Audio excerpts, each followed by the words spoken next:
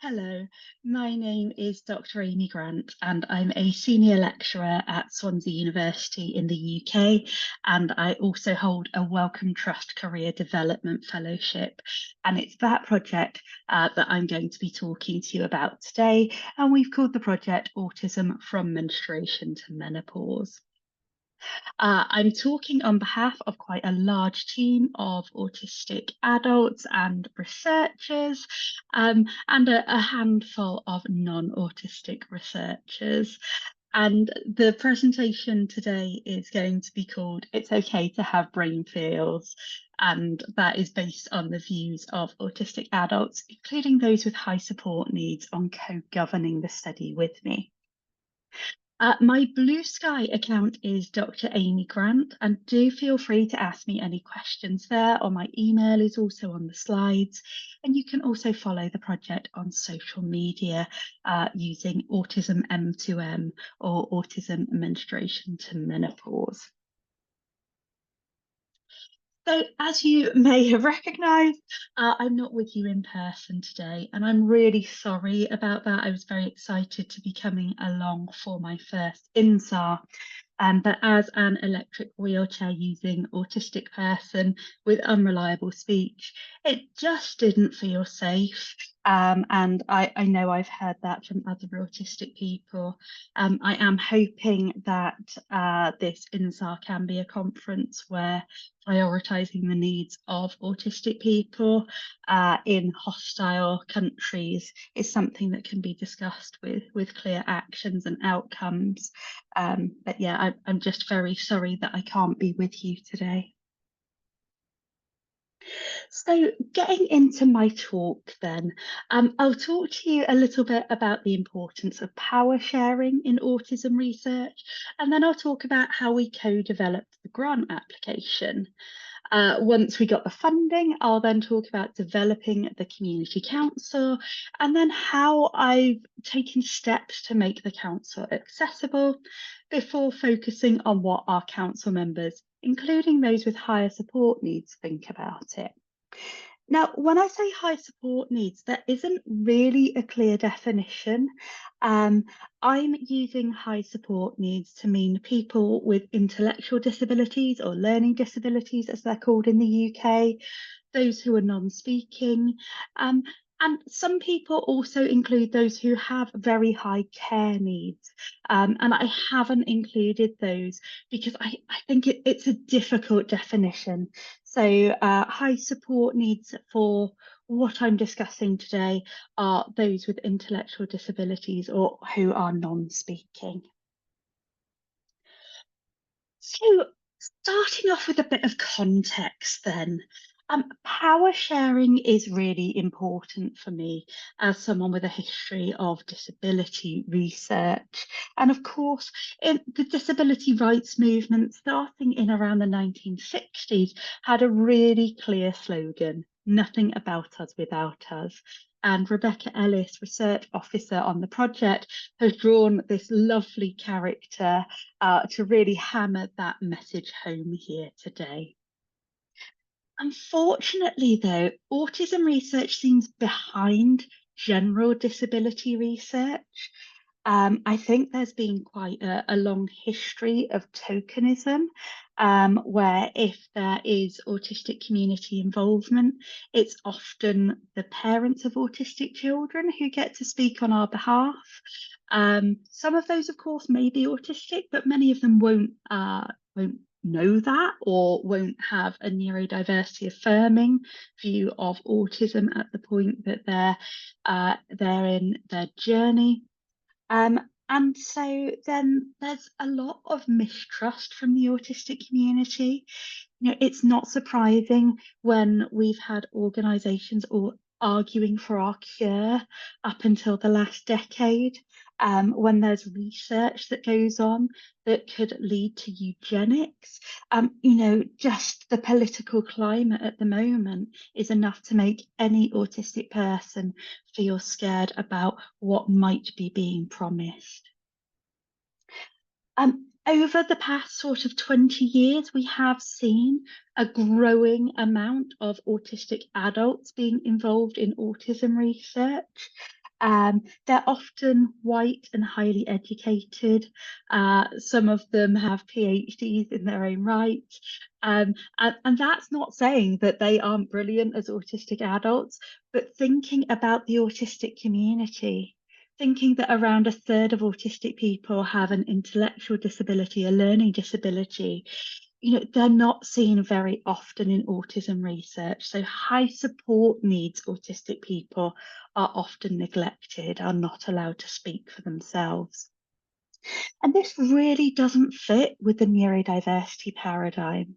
So in the neurodiversity paradigm, autism is a form of cognitive difference that is positive for society. If we all had the same brains, it would be really boring and dysfunctional for society.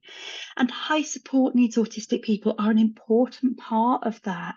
We want to get the differences, the heterogeneity within the autistic community represented in autism research.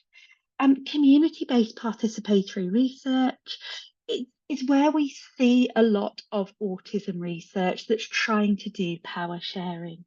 And the Aspire guidelines from Christina Nicolades, who is an advisor to this project, have been really influential in how I run the study. And for anyone who hasn't seen them yet, I would really strongly encourage you to have a read. They just talk about how we can meaningfully share power. So thinking about what I've done trying to put all of this into practice. So starting off with co-developing the funding application. So I started off as an autistic researcher who had done a decade of maternity and infant feeding research, and I planned to do a big study on autistic people's pregnancy and early parenting experiences. So I did a community consultation with 27 autistic people who'd given birth. And I think it was likely that they weren't higher support needs, but I don't know. And again, by higher support needs, I mean those with intellectual or learning disabilities or who are non-speaking. So I didn't ask that question, and I now recognise that that really was something that I would do better on the next project. I was able to secure some funded time through Health and Care Research Wales for two autistic community advocates, Kat Williams and Willow Holloway, to be involved in developing the application with me. And that gave them a lot of time. It gave them time to fully read the grant application, to have a lot of meetings and ongoing conversations. And really, there were some big changes to the application that came up from this. The maternity focus changed. People said, what about endometriosis? What about menopause? So that changed. We also changed the approach to data sharing. So we didn't just agree to do what the Wellcome Trust policy was, and it gave us a strong justification for using gender neutral language. And the study is now being funded by the Wellcome Trust. So we have around $3 million over 8 years. And you can see on the slides that there is a screenshot there of a chapter on how I co-developed the grant application and the study's protocol paper that you are free to go away and read. They're both available through Gold Open Access. So the study then involves developing a community council, reviewing existing evidence. We're then doing up to 1,000 interviews with autistic AFAB people, and that's looking across the life course to understand reproductive health change. And we're aiming to do a lot of positive stuff here. So we want to have engagement with relevant communities. We're going to develop a toolkit, and the hope is that we can improve healthcare in some way, although that's a really big ask when there are so many barriers. So moving on to think about our community council then. So that first aim is the focus of the rest of the talk. So we've also written about how we started off establishing a safe space, which we called building our own house. So, as well as the two autistic community leaders who'd been involved in developing the grant application, another two community leaders were brought onto the project who had more diversity in their backgrounds.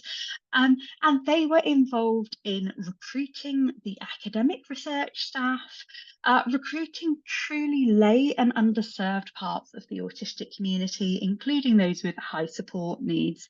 And actually, the paper you can see on the side of the slide, where we decided to write about it, came from one of the community council members who said we should talk about what we've been doing so far. So, to try to make sure we were getting more of a spread of the autistic community, we put out an expression of interest tool, and we shared that widely on social media, on various email listservs, including those for people who have learning disabilities. We had this online survey that people could use to tell us their demographics. So mostly tick boxes with some open text questions. But to make sure it was accessible, we said you can contact Becky, you can phone Becky, you can WhatsApp Becky, you can email Becky, you can give your answers in whatever way works for you. And around half of the people who gave us their demographics used our support to apply. They didn't just fill in that online survey. So I think that's the first lesson that we need to make from the very beginning. Accessibility needs to be baked in to get the right people into these kind of community councils, these PPI groups. I also worked really hard to identify and meet individual people's support needs. So, in the expression of interest, I asked people what their needs were, what their communication preferences and requirements were. And we recruited 12 autistic people, and 11 of them remain in the study. And we're about 2.5 years into the study now. So we initially recruited 4 people that I would class as having higher support needs. So 3 with learning or intellectual disabilities and 1 who was non-speaking. And 3 of those remain in the study. So we did lose 1 of our people with learning disabilities. And I think that might have been due to a difference in understanding about what the role would be. I think they more wanted to tell their story, they more wanted to be a participant than to shape the research design. So again, that's on us. That's not sharing the opportunity in a way that was clear enough to say these are the things you'll be doing. So our community council meet monthly, so we have online Zoom meetings, and I had one-to-one meetings before the first council meeting to offer a range of support. So we talked about how we could tailor document formats, so they go out in a range of different font sizes. We've got easy read, we've got different coloured papers. Some people have them in the post, some just by email. Things are tailored to individual needs. We also asked people what reminders they wanted. So, do you just want a diary invite? Do you need to know again a week in advance? Do you want to know the day before, the morning before? And people could tick as many as they wanted and as many formats. You can have your reminders on Facebook Messenger, WhatsApp, email, text message, voice notes, whatever works for you, just to try and make sure people can make it into the room. I also do one-to-one meetings before and after the council meeting. So I read documents aloud to several of our members, and then also have catch-up meetings if people aren't able to make it as well. And we also have support workers in meetings, and they're either paid for or provided by us if there isn't some other funding for that person to be paid. So we've put quite a lot in the beginning. We've tried to bake in accessibility. So early on, we decided that we needed to have reminders on inclusivity at the beginning of every meeting. And that was because of somebody finding it difficult to come back after the break. They'd they'd run over the break time, and then they felt too worried about coming back when they'd realised. And so we said straight up from right at the beginning of every meeting, we will have reminders on inclusivity. I share the documents on my screen in real time. And we also vote when making decisions. So it's easy for people who don't want to have to say a lot or who are low on energy on that day. I also complete payment forms for everybody and then also do a check-in that it's been received in the next meeting. Um, and do a one-to-one access needs check-in after a year. And then we're going to ask about that every year in our evaluation as well. And I would say it takes about 40% of my time to run the council because of doing all of these accessibility things. So every year we're asking people, what do you think about the council? So we decided that we would bring in a survey after each council meeting so people can give feedback. They don't have to give it just directly to me, but they can still do that. And then in July 2024, we did our first round of semi-structured interviews or qualitative surveys that all 11 active members of our council took part in. And the feedback was really, really positive. You can just see some quotes on the slide here, and these have come from our higher support need members. So when we asked people what it felt like to be in the meetings, people said it was okay to come even if they didn't feel prepared. It felt okay to communicate. Most of the time, it's easy to follow what's happening, but some of our high support needs members said it could be hard to keep up. And then one-to-one meetings before helped. And we've built in extra one-to-one meetings with higher support needs members who didn't have them before to make sure it was easier to follow what was happening. People felt like there was mutual respect. It was a safe and empowering space. But some of our high support needs members did have concerns about breaking group norms and how accepted they were in the space. But overall, we had a good sense of community, but a really strong preference to not use breakout rooms. So, we've got some really good feedback here. And we made some changes based on these feedback. So we made a standard reminders poster that gets showed on Zoom on my screen at the beginning of the meeting and during the break that has got a much shorter version of our reminders. Our email subject lines are now more detailed, including if there are actions that need to be included. And Easy Read has been adopted as standard for our communication.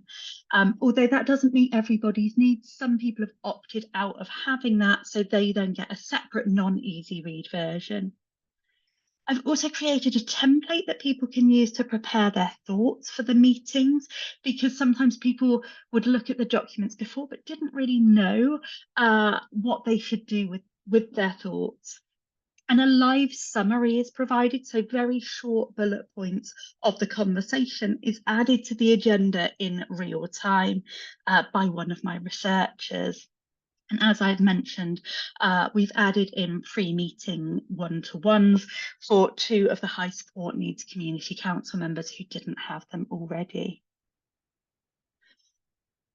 So as I mentioned at the beginning, we're aiming to do up to 1,000 interviews with 100 autistic AFAB people. And we advertise this online with an expression of interest, including those demographic questions again. And our learning disability question, so the intellectual disability question, was misunderstood by many. We had a very high rate of people saying they had a learning disability, when I think what they meant was they had a specific learning disability, like dyslexia, dyspraxia, those sorts of things. And I think that's because the current UK definition of learning disabilities is unclear. So we included 20 potential participants who reported learning disabilities at sign up, but on discussion, we think only 12 have high support needs. So 7 who had learning disabilities or intellectual disabilities, 4 who are non-speaking or who use AAC at least half of the time, and 1 who both is non-speaking and has learning disabilities. So to conclude, we use CBPR and the neurodiversity paradigm to develop this study. And I think doing that, these universal design principles mean that the accommodations benefit everybody. Some of our highly educated council members appreciate that we're using easy read format for our emails. We're doing an annual evaluation and we're going to continue making improvements every year. But overall, I would say it's had a significant impact on the study design. We have recruited and retained autistic people with high support needs in our longitudinal study, but not as many as we'd hoped for because of that initial confusion. And I would also say it's really important for autism researchers to cost insufficient funds to involve lay members with high support needs in their research governance. So those are my key points. The references are here. I'm going to pop this talk up online on ResearchGate, so you'll be able to download the slides from there. And these are the contact details to stay in touch with the study. Thank you so much for your time today, and I hope you have a really interesting conversation now. Do feel free to reach out to me by email or on Blue Sky. I'm Dr. Aimee Grant on Blue Sky, and enjoy the rest of the conference. Thank you.